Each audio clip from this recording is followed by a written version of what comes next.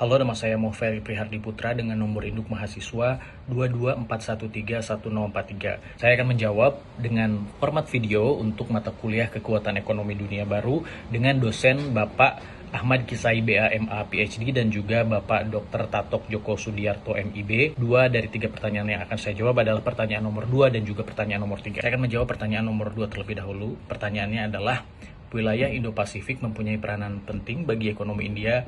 Jelaskan dengan menggunakan perspektif teori politik ekonomi internasional.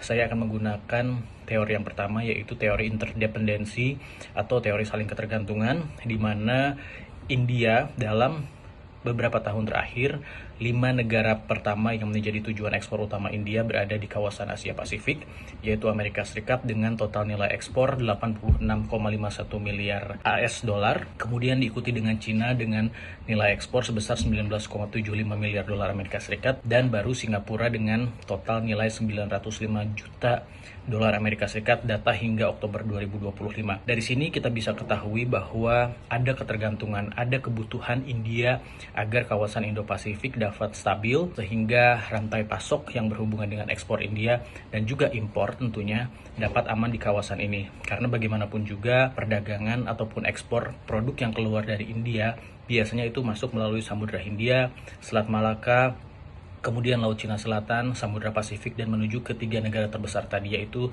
Singapura, China, dan juga Amerika Serikat. Sehingga bisa dimengerti jika India ingin kepastian dan juga kestabilan wilayah di Indo-Pasifik. Sementara itu dari perspektif realisme, kita ketahui bahwa pengaruh Cina di kawasan Indo-Pasifik sudah makin besar, tidak hanya untuk isu Taiwan saja, tetapi juga untuk isu Laut Cina Selatan, dan juga investasi China dengan proyek Belt and Road Initiative yang semakin meluas di negara-negara yang berada di kawasan Indo-Pasifik. Oleh karena itu, sebagai negara juga yang cukup besar dari segi ekonomi dan juga jumlah penduduk, maka India berusaha untuk mengimbangi hegemoni China di kawasan Indo-Pasifik tersebut. Kemudian untuk pertanyaan nomor 3 dengan pertanyaan, pasang surut hubungan bilateral India dan Indonesia tidak menjadi penghalang bagi keduanya untuk menyepakati adanya Comprehensive Strategic Partnership.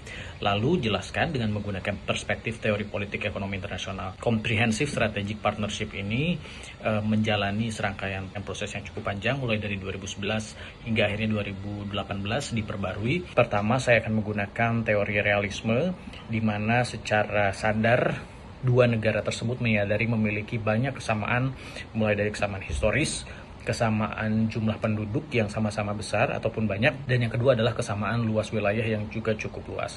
Dari segi historis, banyak kedekatan di antara kedua negara, sehingga kesepakatan seperti Comprehensive Strategic Partnership ini dapat meningkatkan tidak hanya hubungan dagang, tetapi juga kerjasama di luar hubungan dagang ataupun perekonomian, seperti misalnya kebudayaan. Lalu secara polugri atau politik luar negeri, Indonesia dan India juga tergabung dalam sejumlah organisasi multilateral yang sama, seperti misalnya G20 dan juga yang terbaru adalah BRICS, sehingga dengan adanya kemitraan seperti ini dapat mempermudah segala kesulitan-kesulitan yang terjadi, terutama dalam proses ekspor dan impor, sehingga dapat meningkatkan neraca perdagangan kedua negara. Sampai saat ini Indonesia adalah negara mitra dagang kedua terbesar bagi India di kawasan ASEAN setelah Singapura, dengan besarnya pada tahun 2025 mencapai 26,16 miliar untuk total ekspor dan impor kedua negara, sementara ekspor India ke RI mencapai 20,3 miliar US dollar. Lalu sekarang kita lihat dari kacamata liberalisme. Adanya kerjasama seperti ini tentu akan menguntungkan kedua negara dari segi perekonomian. CSP dapat mengurangi hambatan-hambatan yang tidak perlu dalam proses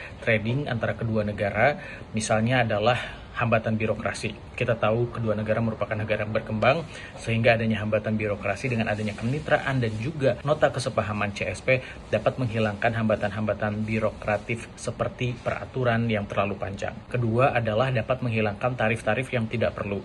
Hal ini tentu akan menjadi lebih efektif dan efisien, sehingga perdagangan kedua negara yang trennya semakin meningkat dapat terus ditingkatkan. Kesimpulannya yang bisa saya ambil adalah India akan terus memperkuat influence-nya atau pengaruhnya bagi kawasan Indo-Pasifik, karena tidak hanya diprediksi akan menjadi negara dengan ekonomi terbesar keempat di dunia pada tahun 2030, tetapi juga India memiliki peran penting dalam rantai pasok dan juga perekonomian global, banyak memproduksi mulai dari tekstil, telekomunikasi, hingga farmasi ataupun obat-obatan. Sehingga India sangat membutuhkan kawasan Indo-Pasifik yang stabil, begitu juga sebaliknya, termasuk salah satunya adalah Indonesia. Sekian, terima kasih.